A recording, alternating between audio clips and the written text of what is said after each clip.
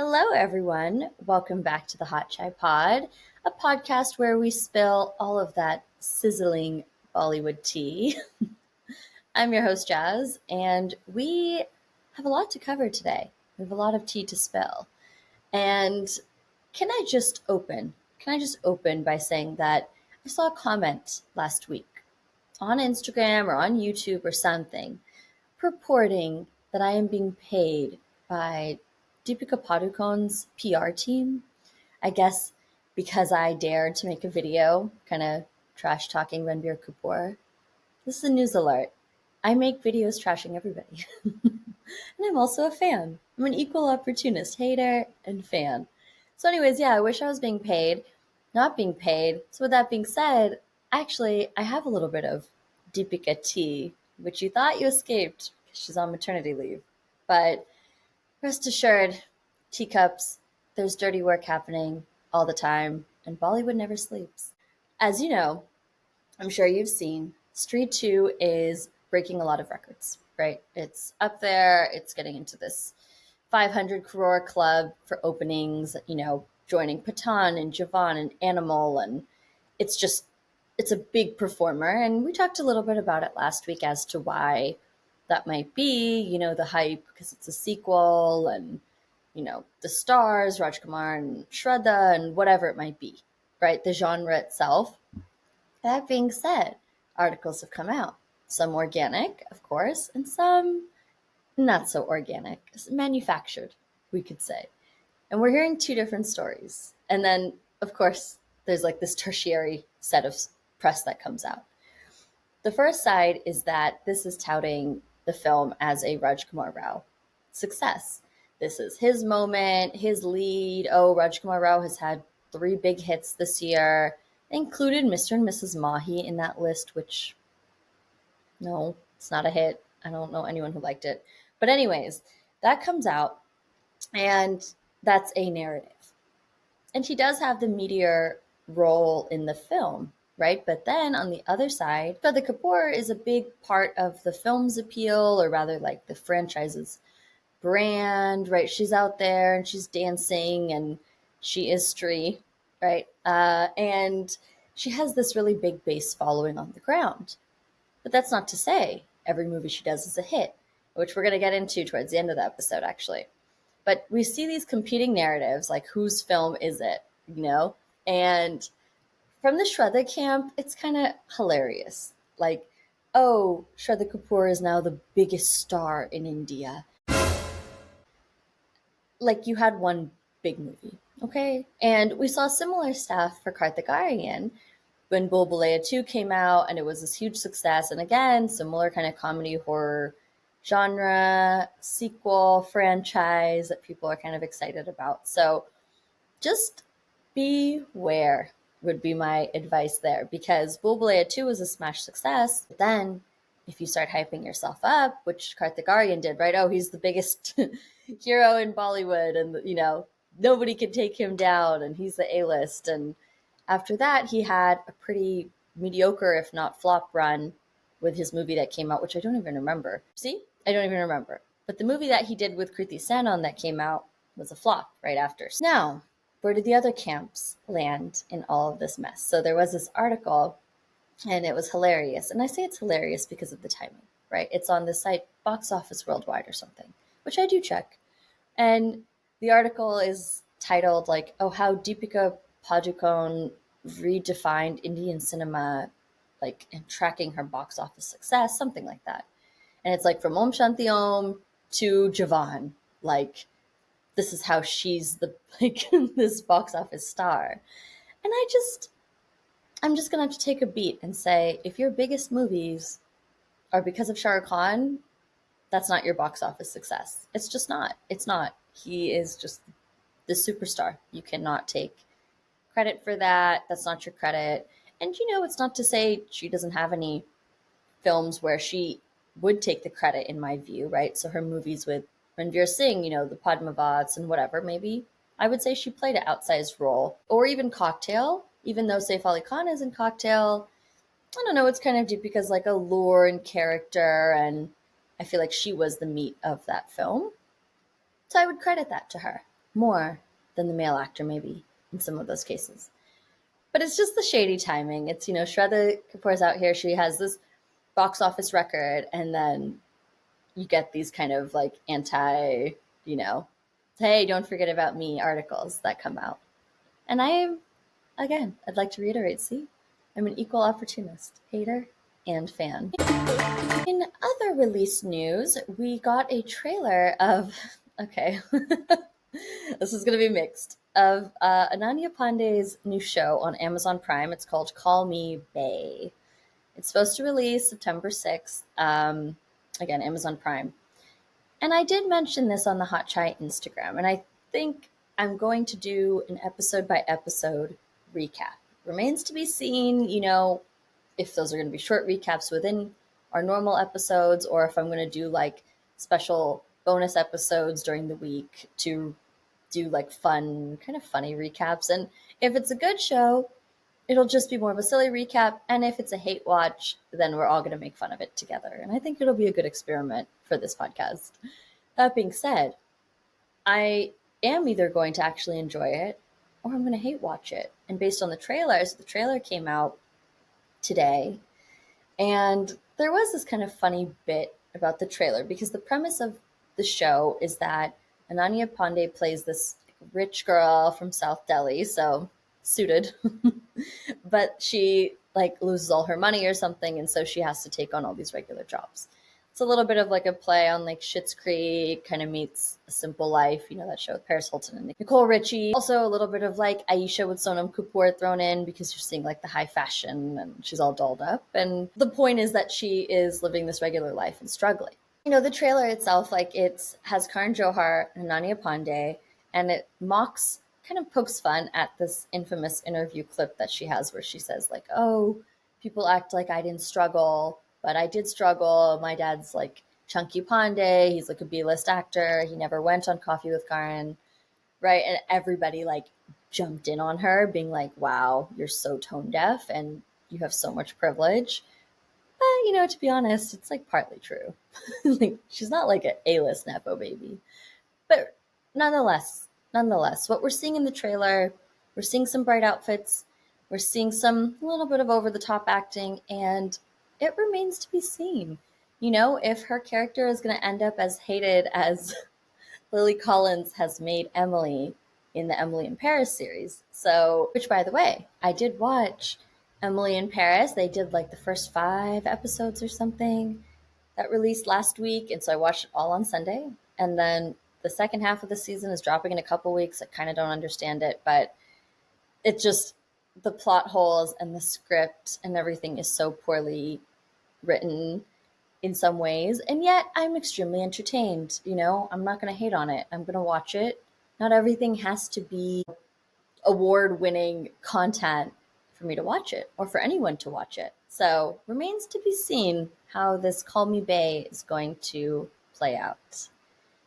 And speaking of struggling Nepos, I saw a blind this week that Karan Johar may be having a little bit of struggles because of all of his Nepo Brigade business. And we had discussed this here a few weeks ago, or maybe actually now a couple months ago, is that some movies in general in the industry are scaling down these big budgets that are allocated to Nepo stars because they aren't really bringing box office results. So, for instance, like Tiger Shroff and his movies being shelved was an example. And it does make you wonder, like, if the whispers that some of Dharma's box office numbers are kind of inflated, right? Like, people were saying, oh, Rocky Irani was a big hit, but then you heard some whispers that, like, some of the numbers are kind of manipulated, or, producers go and do, like, a big pre-buy or something. And at the same time, even if it was a big hit, it still has to offset these flop movies like a Mr. and Mrs. Mahi, or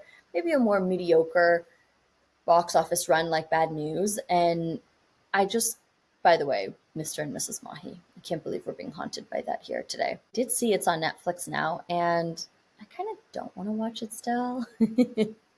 Maybe one day when I'm like, have really nothing to watch, but I don't know. Anyways, the blind went further, and it said that big studios don't want to fund Karan Johar's projects, including Geo Studios.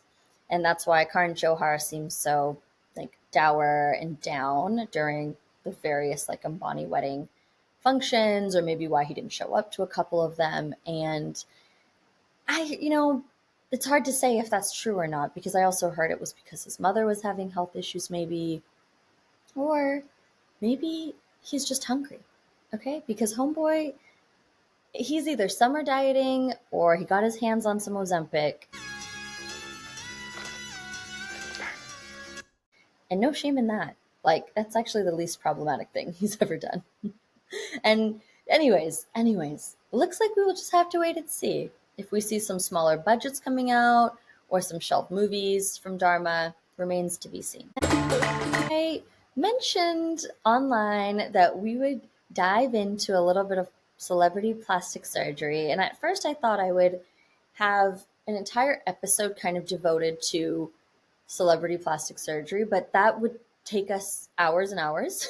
So we're going to kind of break it into segments, and this week it makes sense for us to start with a Kapoor family. And which Kapoors? It's the Kardashian Kapoors. So what's funny is I don't even know how to last week my mom sent me these different reels, and it's Boney Kapoor, okay, of all people. Boney Kapoor, under the guidance of this, dermatologist or surgeon or whoever, and he's documenting his hair transplant journey. It's obviously like a sponsored post or something, or like a sponsored partnership. Kudos for keeping it real and being honest, but just makes you wonder, like, are you kind of strapped for cash? Because even some of the lower level Real Housewives are not, co-branding their plastic surgery. But anyways, more entertainment for us, right? So homeboy goes from mega bald, and he's got the hair around the sides of his head, and now he has kind of a full coif on top. And I'm like, okay, you're how old? I guess, he's getting ready for wifey number 3. The fact that Sri Devi wanted this man, it's a nightmare. It's a nightmare to think about that. But, what hope is there for the rest of us?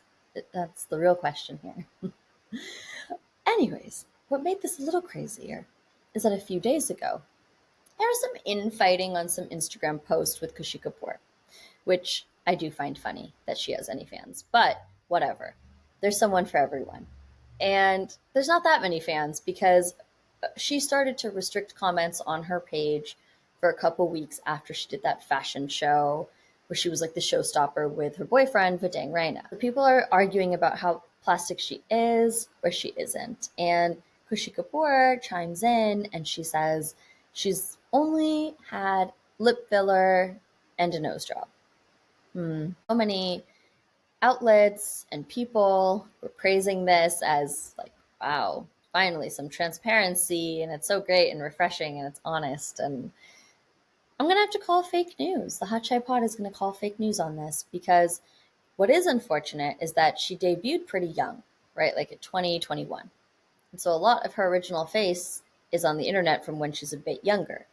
So then there's this argument that it's just a glow up. She just grew up. She lost all this weight and grew into her face. And also that skin gets lighter from avoiding the sun, or, having a skincare routine. And there is like a little bit of truth to that for most people. Okay. My own skin tone, it fluctuates like between 5 shades over the year. I have 2 different foundations, right? Sometimes I'm mixing, but you can't change the basic structure or the basic features of your face from aging. And definitely not from aging from like the ages of like 15 to 25, right? Maybe if you're like 50, 60, then you could be like, yeah, of course, like things are going to move around, but they're not that old. And people say this about Alia Bhatt too, and that is for another day. One problem at a time. So I started examining. I started doing my Jaga Jasus. Okay, I watched some videos. I'm reading posts from different plastic surgeons or dermatologists and kind of trying to decode what she has or has not had done. And I also did this for Janvi Kapoor, so hold on to your seat for a few minutes. And the disclaimer, of course, is that all of this is speculation and it's for entertainment purposes, and this is not supposed to be considered news or educational content. Okay? Why am I qualified, you may ask, to do this deep dive over here? Well, teacups, I hail from Los Angeles. This is the mecca of plastic surgery. And truthfully, I've always had an interest in this kind of stuff. You know, I watch all of those like plastic surgeon and dermatologist videos where they break down like what can and what can't change naturally in a face. And I just feel like I see it all around, whether that's like on a reality show and you're like, oh, how come they look so different from like season 1 to season 4? Or, you know, you're just trying to figure it out. And I've been also doing that for Bollywood celebrities since the dawn of the internet, to be quite honest. I think it probably started with Shilpa Shetty. How did you like what happened there? I remember you in a different movie and now anyways, like I said, another day. So Kushi Kapoor, she just says she's done her nose and lips. I'm going to say maybe veneers too, because there's something a little like off about this smile region. And a doctor I watched also speculated that maybe some jawline slimming and some buccal fat work where they take out, you know, the fat pockets from inside the cheeks. And that I'm a little bit more iffy about because she is like extremely skinny. She is so skinny. And so that maybe she just lost her baby fat and so the cheeks just kind of went in. And I also think the reason that she kind of looks so manufactured or like lab made is that it's the nose job. Like it gives Whoville. I know it's mean. I know that's a mean thing to say, Whoville, but you reconstruct your whole face and you're going to force yourself onto our screens. We're going to have something to say. Someone's got to say it. And it's the same issue like with the Kardashian Jenners. Oh, don't pick apart their looks because it's bullying. And yet you're doing all this work and you're making your face and your bodies like this is the norm or the default or acting like it's natural. When the reality is like, no, we're not ugly. We're just poor, right? And, you know, that brings us to last but not least, probably more importantly, Janvi Jenner Kapoor, in my opinion, and from what I've read. She has definitely changed a lot, let's just say. And let's also say most of it looks really amazing and it has paid off in spades for her because, you know, she has an entire career from this, just her looks, not her talent, and entire fan following, even with the bots, there's still some fans there. And, you know, it might be easier for us to speculate what Janvi has not had done, which, you know, I know shady boots to say. I don't know how many of you watch The Real Housewives, but there is a running joke on there that one of them, her name's Dorit Kemsley, that she's had a head transplant, they'll say. They'll say like, oh yeah, ever since Dorit got her head transplant. And it's because she like completely changed. We saw this like normal woman on her first season of the show, and then suddenly she looks like a Kardashian. And it's like, you can't fool us. And she kind of also says that, well, I just got like a nose job and some Botox. No. The gaslighting, this type of gaslighting, it's giving me like ex-boyfriend flashbacks. I'm like, you can't tell me like my eyes are deceiving me. I can see. We can all see. But I don't know. Maybe they do get away with it. So anyways, I read this detailed analysis. And I'm not saying it as a fact, but as a conversation starter, that detail kind of the changes from Janvi's younger photos until present day. And the most outrageous thing that I saw was possibly that she has shaved down her forehead, like her skull. I forgot about that option. Okay, so it's basically if your forehead like slopes this way, they shave it off to make it more like flat against the hairline or something.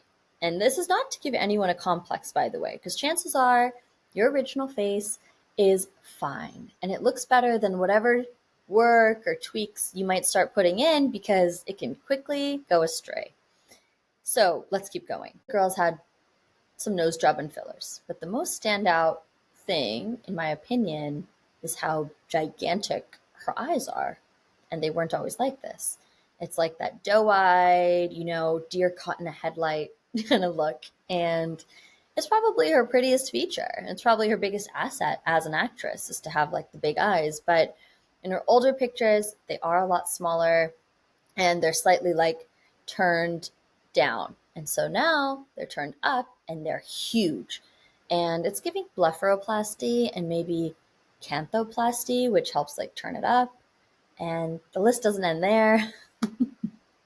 Maybe a little bit of like a brow lift, which could just be like a Botox brow lift where they just kind of add more space here, widen everything. And this is common. Kendall Jenner, some people say that she's done this as well. Maybe a little bit of a jawline reduction, like slimming the bottom of the face, a little less bony Kapoor, a little bit more Sridevi, and maybe a little bit of BBL action as well.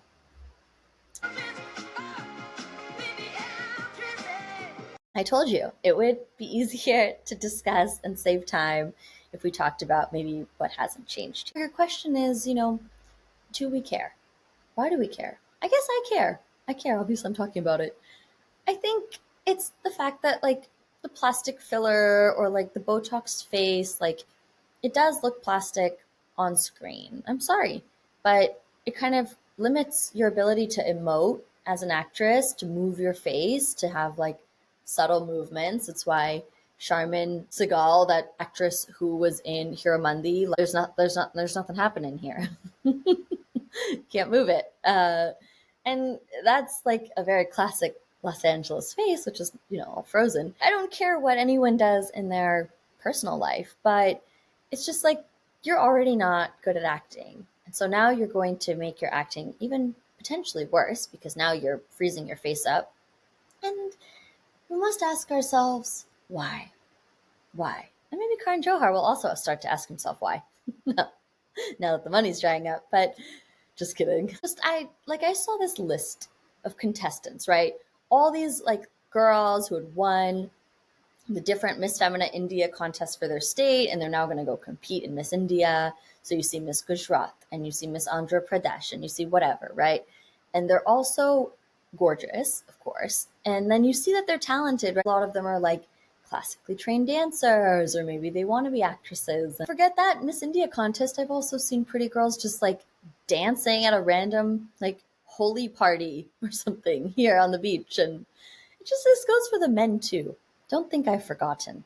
Oh, I will never forget to mention the men, because I might turn this before and after face study into a little bit of a series.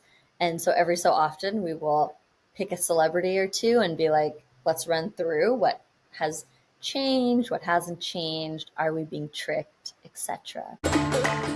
Today we're going to review this movie called Okay Jaanu, which came out in 2017, and it has Shraddha Kapoor and Roy Kapoor. So obviously I chose it because Shraddha is kind of like the girl of the moment. So I went and I was digging into, the lesser known films, and it definitely didn't have like the highest rating, but I was like, let's see. I love a rom-com, right? So it's produced by Dharma, and it's the only Dharma film that Shraddha Kapoor has ever done. And as a reminder for the uninitiated, Shraddha Kapoor had a 3-film deal with Yash Raj Films, and I believe that she broke that contract to do Ashiki 2. And that was a huge hit, but at what expense? Because that has happened to other actors.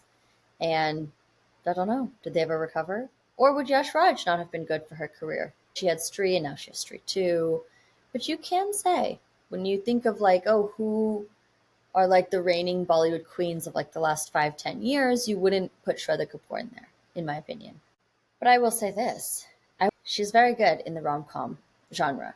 Rom-com avatar. Like, I saw her in Chujuti Mein Makar. Some people say she's not a great actress, but I think she's at the level for a masala film. Like, I don't know what we're looking for. Not to mention, she is a very, very good dancer. It does beg the question, why didn't Dharma do more work with her? And we do know Alia Bhatt is the Dharma darling, right, for many years. And so maybe they didn't want to prop up Shraddha too much, or just maybe there wasn't an alignment with the films. And who knows, it's a conspiracy. And Then I think about like, okay, could she have done some of Alia's filmography? And I think like the Dulhania series, which I know is beloved, even I love it, but it's beloved, and I think Shraddha could have been really good in there opposite Varun Dhawan. They make a nice match. They have a lot of chemistry. That's a hot take. I think Shraddha Kapoor could have done the Dulhania series. But for serious roles like a Gangubai or Darlings or, Razi maybe come to mind, I don't think that would have fit Shraddha Kapoor as much. But I guess I don't know because I just haven't seen her in those types of roles yet. So, anyways, let's jump into the recap. And as always, if you haven't seen Okay Jaanu and you want to pause here, watch it, and then revisit it, feel free to read the episode description for the timestamp, click ahead, and I will catch up with you later. So, this movie, Aditya Roy Kapoor, we love a subtle hero. He's not really in your face with being like this over the top romantic hero. And it does open with him yelling at Shraddha in the film. There's a train. He's getting on the train. He sees her near the train. She's getting yelled at by like some ex-boyfriend or something. And she's like threatening to jump in front of the train. And he's like yelling at Shraddha, like, don't jump in front of the train. You know what? If I saw him and I wouldn't jump either. I wouldn't be jumping in front of any train if Aditya Roy Kapoor told me not to. So, young Aditya Roy Kapoor, hello. By the way, those are in my notes, hello. Because he's so chiseled. And I like him better with no beard. Is that a hot take? I don't know. I've seen his bearded photos everywhere, and it keeps getting bushier by the day. And why are you hiding that face card? I don't get it. But anyways, so in the movie, Aditya Roy Kapoor plays a guy named Adi. Shraddha plays a girl named Tara, and they end up meeting each other again spontaneously at a friend's wedding. Somehow he recognizes her, and I don't know if I buy this because in the train sequence, she's looking a mess. She has her glasses on, and then at the wedding, she's all dolled up, and he recognized her because you know what? Once I was chasing this dog around that I saw in the neighborhood. He got loose. I had to like run after him and get him on the street. Okay, I'm out of breath. I look like a hot mess. I have my glasses on. My hair's in a ponytail. I'm schwitzing. I'm sweating. I return the dog to this guy, and then by the way, the next time I saw him, like a couple months later, he had no idea who I was, and I was like, "Hey, I saved your dog." He's like, "Oh, that was you." So, not buying. Okay, not buying. The Aditya Roy Kapoor was like, yeah, this is the same girl with her glasses and whatever. Do men pay attention that closely? I will say, just in general, I'm not going to go through the whole film. There was a lot of low stakes drama. Basically, they pretend they're not that into each other, get really into each other. He's living with this like strict uncle of sorts, and then he decides to ask the uncle if this girl can move in with him until they both go their separate ways. He's supposed to go to Los Angeles for a career opportunity in video games, and she's supposed to go to Paris for some sort of architecture or art degree or something. And so she's very focused on that. He's very focused on his goal. They like to seem like they're not committed. They like to not talk about marriage, or rather talk about how they don't want to get married. But come on, we all know where this is ending. And they do live together, of course. They fall in love. And so then the big question, and it's actually a good question, I will say the movie picked up a little bit in this second half, is like they both have to kind of face it. Do you sacrifice? The choice is career or each other. So do you sacrifice like your dream for marriage, or if it's the right person, can you do long distance or work things out? Who knows? So obviously that's what they do. This is not a Devdas kind of movie. It's just a feel-good rom-com. Pretty easy. There are some serious moments here and there where they're like caretaking for the uncle's wife who has Alzheimer's and stuff, and just kind of coming to some realizations about each other and what it means to be partnered up and why marriage is so great for so many people. Whatever. But it's a cute movie. And like I said, it adds to what I said, that Shraddha is good in this rom-com genre, I don't feel like she overacted really. There wasn't really much dancing or anything. People say that the Roy Kapoor is bland. Like a tiny bit. I'm going to say this about him, which is that he's obviously mega hot, but I don't know if he's got the voice to match it. Maybe that's not like the voice that I expect to come out of like a mega hot man. I don't know. But it's happened to me before. I've been voice fished. You know, you go on Hinge, you think you're going to see someone hot, and then sit down for coffee, and you're like, okay, this isn't what I expected. And hey, I'm sure people think that about me and my voice all the time. I'm sure you guys even think it, but too bad. You're here. We're all here. And with that, teacups, I think it's been actually a pretty long episode, surprisingly. And I'm going to leave it there. Please make sure to write in your questions, comments, feedback for teacup time. And until next week, bye.